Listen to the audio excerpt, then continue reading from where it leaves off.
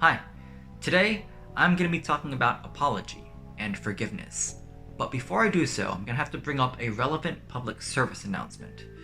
The Hololive virtual YouTuber Mano Aloe was recently placed on a 2-week suspension, and in the following days was the target of sustained harassment and bullying. Now, there are various reasons for her suspension, none of which we're going to go into in very great detail in this video. The focus, I believe, should be on Aloe and countering this horrible bullying that she's faced. Action is necessary today because this isn't the first time this has happened, and it won't be the last unless we decide to change it and show that our community is one that's built on love and compassion, not on hate and vitriol. There have been people who call people like me who support Aloe white knights, and to that I say, yeah, I am a white knight, but you didn't expect that one!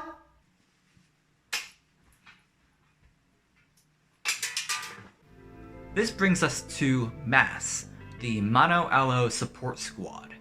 It's a Discord server that was organized in order to get support out for Aloe in any way we can. Tweeting, there's a website we're making music, art, and even a video game. So there's all sorts of talents getting together and showing our support for Aloe. If you're interested, there's a link in the description. But if you want to know what you can do right now, here are some things you can do. 1. Subscribe to Aloe, and make sure to turn notifications on via the bell icon so you know exactly when she's returning. 2. Send Aloe daily supportive messages on Twitter. Use this tag for fan art and this tag for messages. Text will be in the description. If you want to, you can use the translation website DeepL for fairly accurate translations. Just keep it to relatively simple English. 3. Tell your friends about this effort. We could use every last bit of help we can get, even if it's just subscribing to Aloe and watching her return stream. Every small action has the potential to make much more of a difference than you know. Recently, the Hololive virtual YouTuber Mano Aloe made a high-profile public apology regarding an incident that occurred. And following this, she was subjected to widespread harassment and bullying, behavior that is unacceptable and should be condemned in the strongest possible terms. Today's video is not about what Aloe did. Rather, it's a video about Aloe's apology itself, why she apologized, what that apology does, and questions around when is an apology really genuine, and when should we forgive? And spoilers, I forgive Aloe. I should also mention here that I'm going to be delving into the philosophy around feminism and gender, topics on which I, as a man, am not capable of fully understanding. So I'm going to be trying to present the viewpoints of women and people from the cultures I'm discussing as much as possible, but I might fail, and this video should not be viewed as a conclusion, but rather as an introduction. I'm going to be putting all of my sources in the description and at the end, so if you have time, please check them out. And without further ado, let's begin. Part 1. Apology. Apology is a word with a long and storied history. It dates right back to the ancient Greeks, where it was originated from the words apo, meaning away from, and logos, meaning speech. An apology was originally not saying, "I'm sorry," but it was actually a defense against an accusation. One of the most famous apologies of ancient Greece was Plato's Apology of Socrates. Someone will say, "And are you not ashamed, Socrates, of a course of life which is likely to bring you to an untimely end?" To him, I may fairly answer, "There you are mistaken.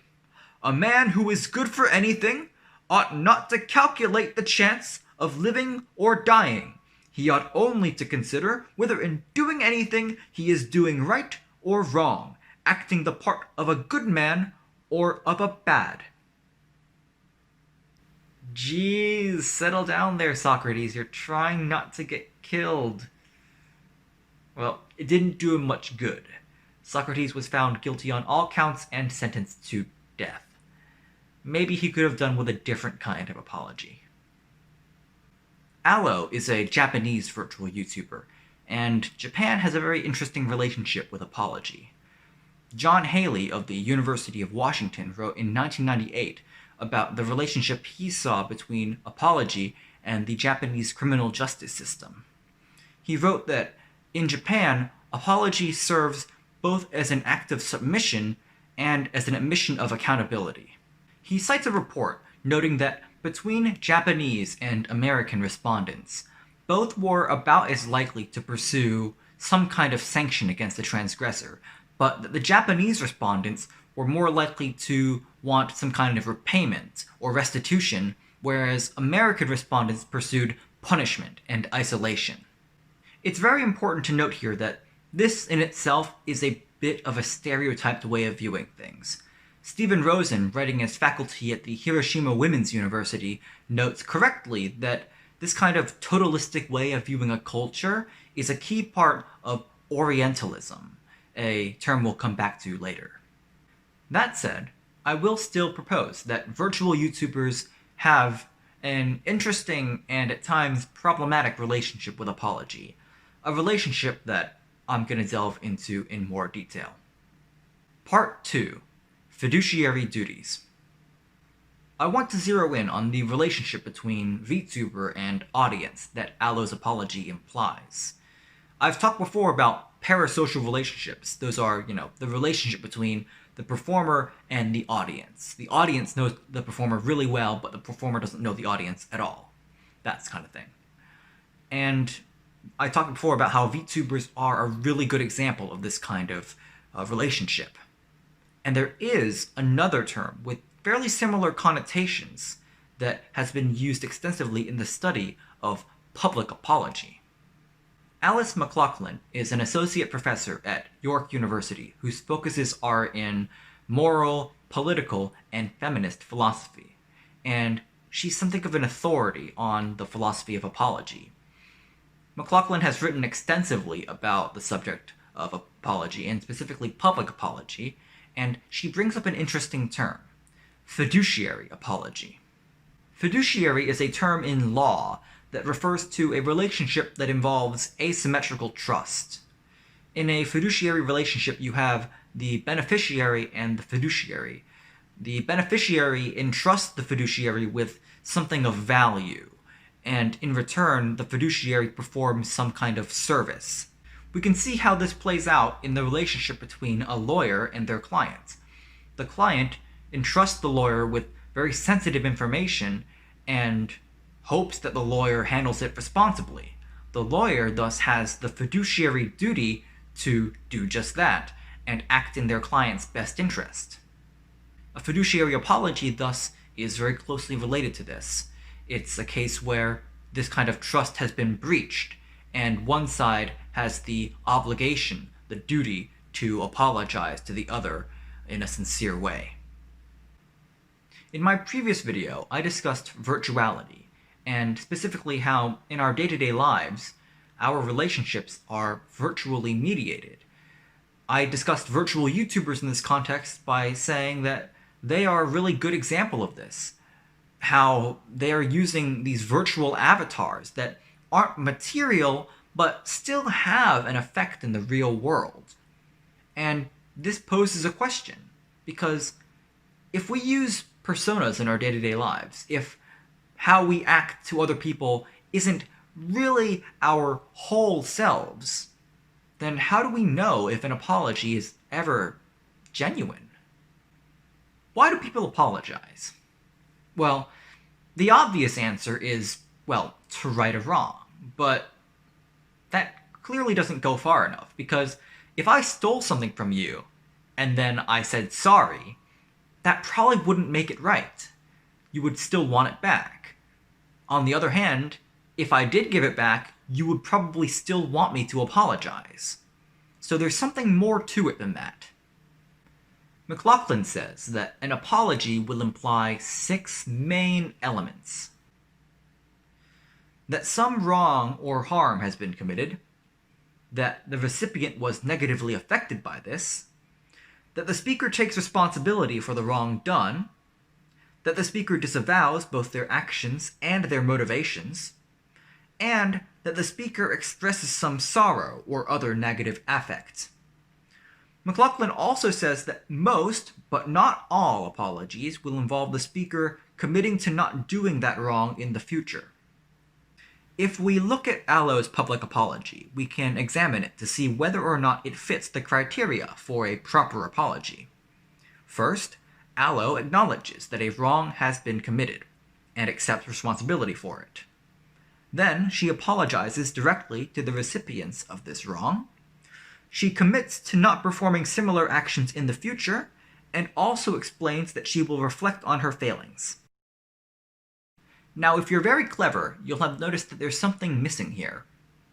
A cursory glance at the comments will indicate that a lot of the negative reactions were particularly offended by what they perceived as Aloe not being sufficiently apologetic. And this might sound ridiculous, but, they kind of have a point. Her apology is definitely made less serious by being delivered by a smug succubus avatar. But it's not just in her form, but in her very nature that some might say Aloe is incapable of apologizing properly.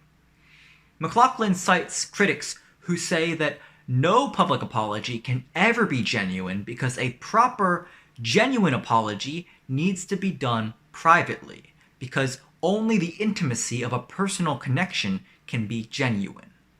This is problematized in cases where there is no one recipient to the apology. The proponents of public apology might still have something to fire back at this, though, because fiduciary relationships, which we mentioned earlier, often break down this distinction between private intimacy and public openness. MacLachlan mentions the relationships that doctors have with their patients, in which there isn't really intimacy, but still genuine trust.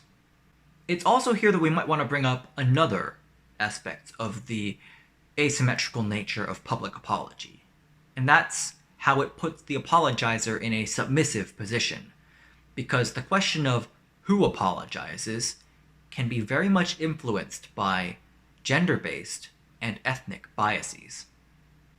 Part 3. Orientalism. In 2018, the writer J. Allen published an essay titled "Why a Virtual YouTuber Has Some Japanese Women Railing Against Anime Culture." Allen starts by mentioning a then-recent report that Tokyo Medical University had been intentionally lowering the scores of female applicants, and that at least 2 more universities in Japan were also found to be doing this. Allen uses this increasing focus on female representation, or lack thereof, in Japan to introduce the main story of the essay. That is, the time that Kizuna Ai, the most famous virtual YouTuber, made an appearance on the Japanese national broadcaster NHK. Allen mentions some objections to Kizuna Ai's appearance on the show, for instance that her body is over-sexualized, or that her inclusion reinforces negative stereotypes about female subservience. The essay brings up the point of Professor Chida Yuki that Kizuna Ai's responses to questions weren't constructive and she merely reaffirmed the opinions of those around her. And the essay also brings up a word that we mentioned before: Orientalism. Orientalism, at least as it's used in academia, has its origins in Edward Said's book, Orientalism.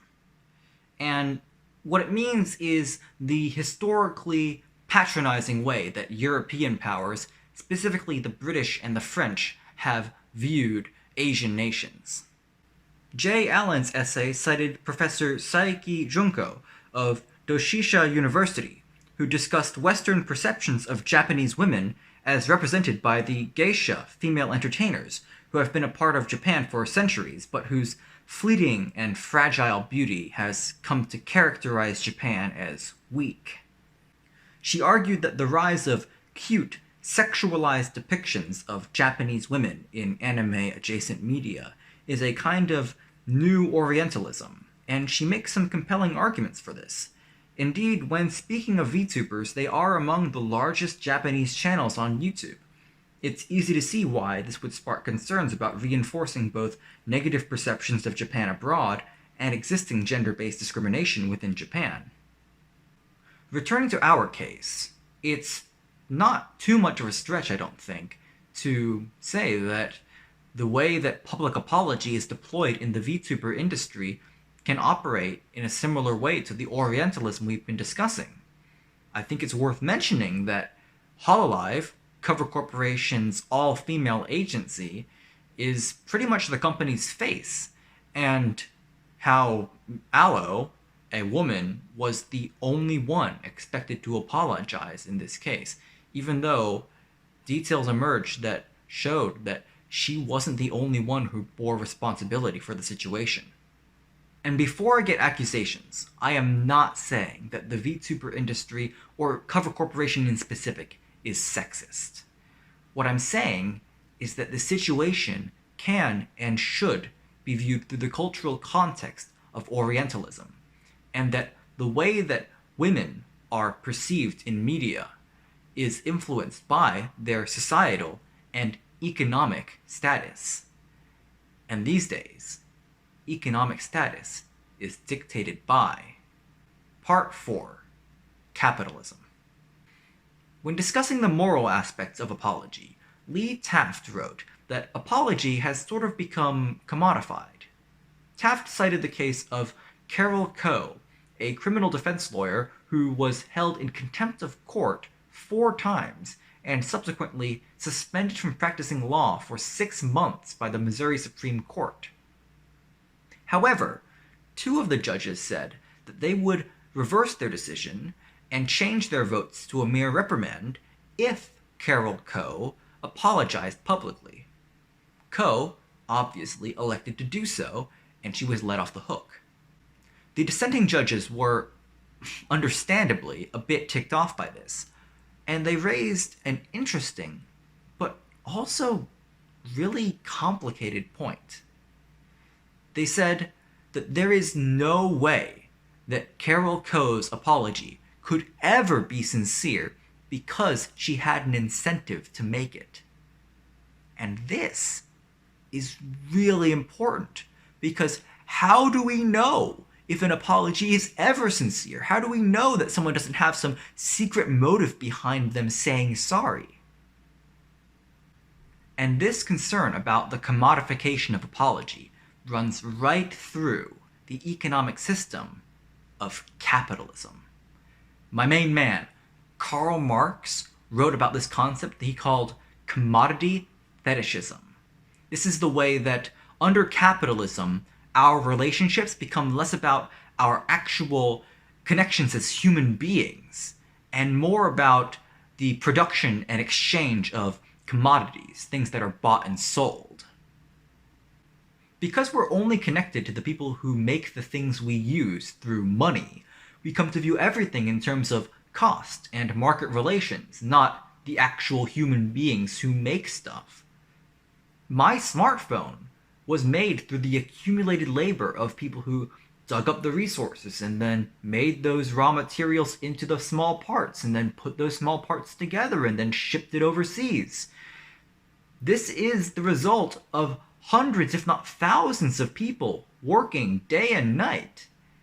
But I'm only connected to them by a price tag. In the case of Aloe, the opponents of public apology could say that she is financially motivated to make this apology, that she is creating this commodity that she is exchanging for viewership, and that this means that no apology she ever makes in public could ever be sincere. And it goes even further than that. On multiple levels, Hololive's VTubers are alienated from their viewers. Even on the very surface level, they don't own their own avatar. It's an intellectual property of Cover Corporation. And that prompts the question, can you ever be genuine if someone else owns your voice? To return briefly to J. Allen's essay, I would say that the process by which the VTuber's body is commodified kind of creates the conditions for their bad treatment by fans, because it creates a situation in which their status as a human being, as an actor, is mystified by their status as a character. Feminist philosophy would refer to this as objectification, and the specific connections between objectification and Orientalism are a bit outside the scope of this video, but absolutely worth studying, and I'll link a really useful article in the description. But even with all of this research and centuries of philosophy, when it comes back to the question of, was Aloe's apology genuine? The answer I'm still coming up with is, I don't know. But after writing this video, I think that I've realized it doesn't really matter. Part 5. Love will win. The moral questions surrounding apology are absolutely fascinating and will no doubt continue to puzzle philosophers for centuries to come. By taking a look at the industry, though, we can see how VTubers have become alienated from their viewers, and how these apologies have become so standardized that it really is difficult to tell what's genuine from what's fake. Maybe there is some truth to the point that no public apology can ever be sincere. I don't know. But even if I can't answer these moral questions, I can say with certainty that the kind of awful behavior that came about in the aftermath of Aloe's apology is absolutely wrong.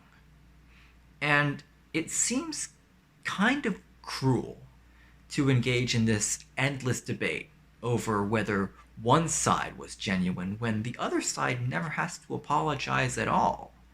You know, you can make a VTuber apologize, but 1,000 trolls? MacLachlan says that in some cases, the actions of the recipient can strip them of the right to an apology. But more than that, when it comes to apology, I think that whether or not it's genuine might not even matter. Because if all our relationships are virtual and in some ways artificial, then how can we ever know for certain that someone is truly genuine in their apology? Are we going to live in a world where we're always skeptical of people's inner feelings, where we're always sniffing around for evidence that someone's apology isn't 100% genuine or honest? Really? I think that the response of groups like M.A.S.S demonstrates something more than the metaphysical reality of apology. I'm sure if you ask someone who sends Aloe a supportive tweet if they believe her apology, they'd say yeah. But if you kept pressing them, I'm fairly certain that the answer you'd get would be, it doesn't really matter. I don't think anyone benefits from Aloe or anyone else being excessively punished, especially for a mistake. I don't think that we should hurt people just to get a sense of catharsis. You know, everyone is gonna make mistakes, and at some point, everyone needs someone to forgive them. The philosopher Marguerite Caze wrote that there is an asymmetry between the act of apologizing and the act of forgiving. She wrote that while apology is something that is done out of a sense of respect that is necessary for justice to be carried out, forgiveness is something done out of love. She says that forgiveness is an imperfect duty, a term from Immanuel Kant that means something that you should do, but that is flexible. Caze says that even though we might not always be able to forgive, we should always try to be forgiving, and we should not say that we will never forgive. And I like this approach because it shows that even though forgiveness might not always happen, it's still worth a try. Forgiveness, empathy, compassion. These are the emotions that reflect our shared vulnerabilities. You know, we can try to be strong all of the time, but all of us are going to be weak some of the time. And all of us are going to need someone to help us when we're down, even at no benefit to them. It might sound cheesy after going into all of this complicated moral and economic philosophy, but at the end of the day, love is what will save us all. Aloe, we forgive you. We love you. And we will eagerly await your return. And to everyone else, have a wonderful day. I've been lucky compared to plenty. I know that. And yet still, I've had my fill of utter crap. But I know that's how it goes, and that life has ample strife, and the world is discord filled, and that is that. But when you say there is no way to make a change, you are deranged. And when you say corruption wins, I will disagree, and I will scream, I will fight on, I will dream on. Together with the majority, we will find a way, we will save the day, we will lead with love, then we will say, life is life, love is love, hate is hate, and love will win. Life is life, love is love, hate is hate, and love will win. And that is that, that is that, love will win. Have a wonderful day.